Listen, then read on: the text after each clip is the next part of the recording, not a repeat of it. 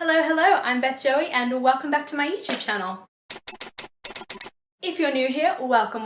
This is a channel where I paint my face, turn my camera on and talk about books. It is the end of February when I'm filming this and the beginning of March when I post this, and I need to select my March TBR. So what better way than to do it the usual way for me, which is my Snakes and Ladders TBR game. But before I get started on that, I want to introduce to you a couple of new rules. See this lovely cup here that I have introduced since I last played this game. What happens is once I get my prompt based on the card, I have 1 minute to find a book that relates to that prompt. If I cannot find a book that relates to that prompt, then this is where the cup comes in. I haven't named the cup. I don't want to call it like the punishment cup because it's full of every book I own rather than just the ones I don't want to read. And I have to pick a book from this cup and that becomes my book for that particular prompt. The other purpose of this cup is if I don't finish any of the books from the previous month, then I have to lose one of my sort of selections or options by picking a book from the cup. So if I didn't read one book from February, I get one book from here and then 4 rolls. For now, we are going to get started.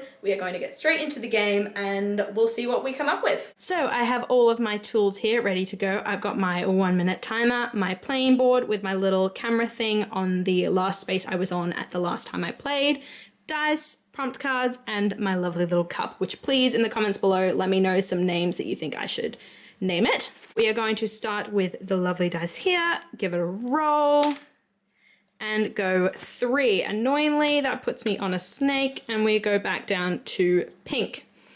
Pick up a lovely little prompt card from here, and pink starts with S. So we've got a 1 minute timer, and we will find a book that starts with S. Off we go. Now I have to find a book that starts with S. I just did a bookshelf reorganization, so I don't know how this is going to go, but let's find a title that starts with S. So nothing here. Nothing. Why do I have no books? The title starts with S. That feels like a letter that should be quite common. This might be where I start off the month really badly and end up having to pick from the cup straight away. That's really annoying. Starts with S. None of those. Everything starts with T. Everything's the something. I've got literally nothing. None of my library books have the title starting with S. I don't really want to read Sherlock Holmes. And that's kind of like, some of them start with S, so I don't know if that counts. All the ones back there are books I've already read, which is annoying. Maybe some of these back here. Killing for Company. This is really not going well. First roll and I already have to come to this cup here. So I am going to mix up the prompts in here and pick out one from the bottom. Come on, just one. I've got like 4 in my hand. Oh, I dropped a few.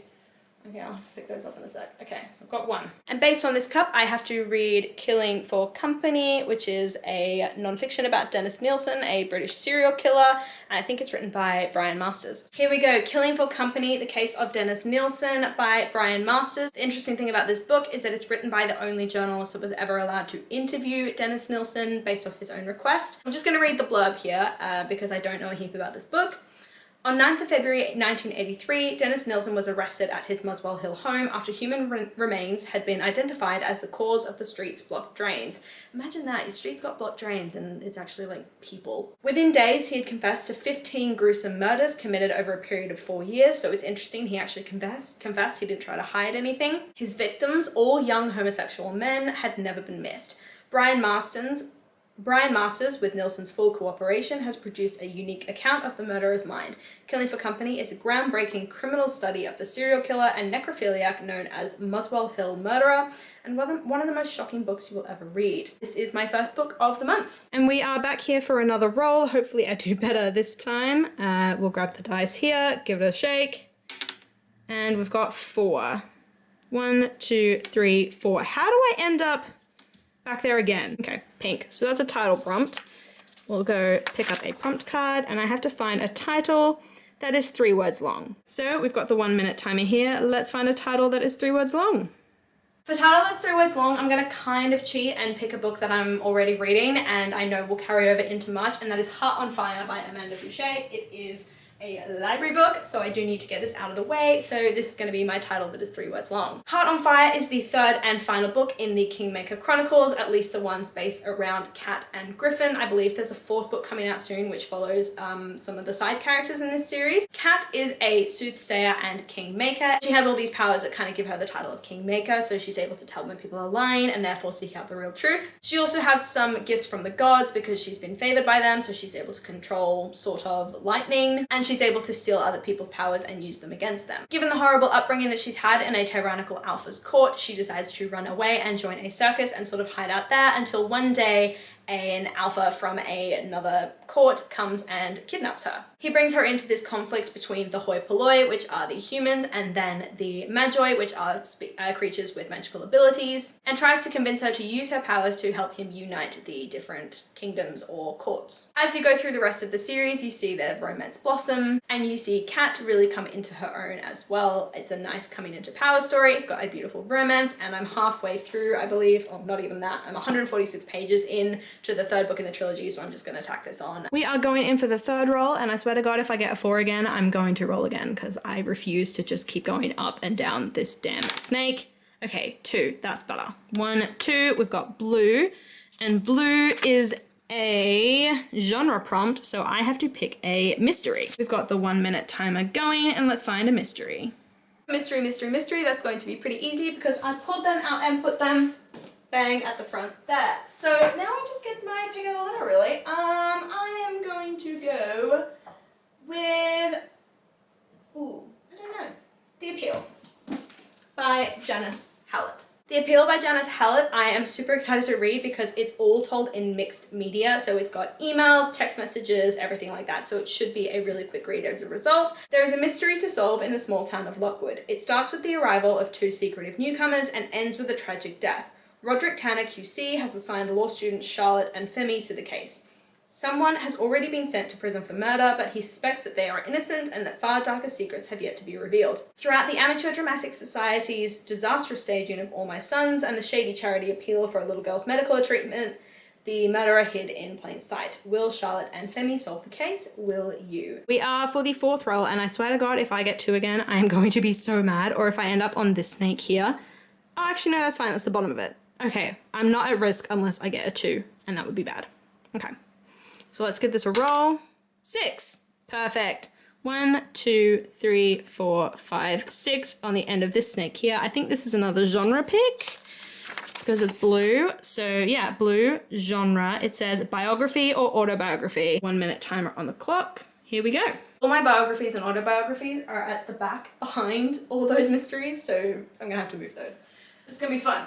But we are going to go, I already really want to read this, with Diddley Squat, A Year on the Farm by Jeremy Clarkson. This is a nice short little book, which is part of why I want to pick it up, because there are a few other things that I want to read this month. So short books are where we're at, and quick reads. Jeremy Clarkson, if you don't already know, is one of the 3 main hosts of the original Top Gear series, and he basically set out to try out being a farmer because he owns this big bunch of land, and he thought, why not, how hard can it be?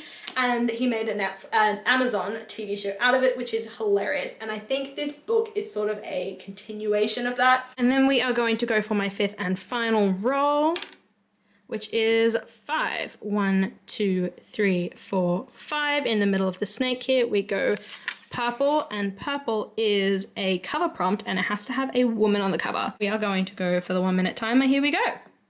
Quite a few of the books I own have a woman on the cover, so this is probably going to be pretty easy, and I kind of get my pick of the litter again. So what am I feeling like this month? Do I want a mystery or do I want a romance?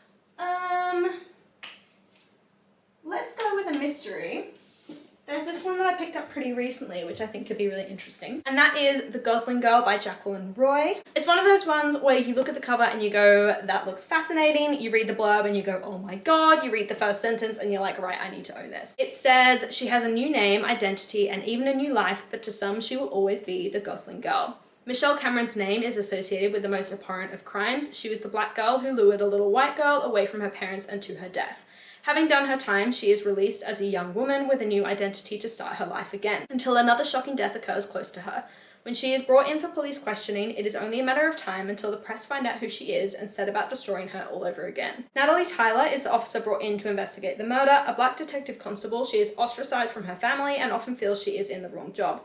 But when she meets Michelle, she feels a complicated need to protect her, whatever she might have done. These are my books for my March TBR. There's quite a few sort of crime-related books on here. So we've got The Gosling Girl by Jacqueline Roy, Killing for Company, The Case of Dennis Nilsen by Brian Masters, and The Appeal by Janice Hallett. So those are all crime and mystery. Then we've got a nice little non-fiction. So that is Jeremy Clarkson's Diddley Squat, which, by the way, Diddley Squat is the name of his farm, which I think is amazing. And then a sort of fantasy romance, which is Heart on Fire by Amanda Bouchet. Let me know what you think of my selections of this game in the comments down below. Let me know if you've read any of these, loved them, hated them, all that sort of stuff. I love to hear your thoughts. As always, like, subscribe down below and hit that notification bell to be notified when I release new content, and I will see you in my next video. Bye!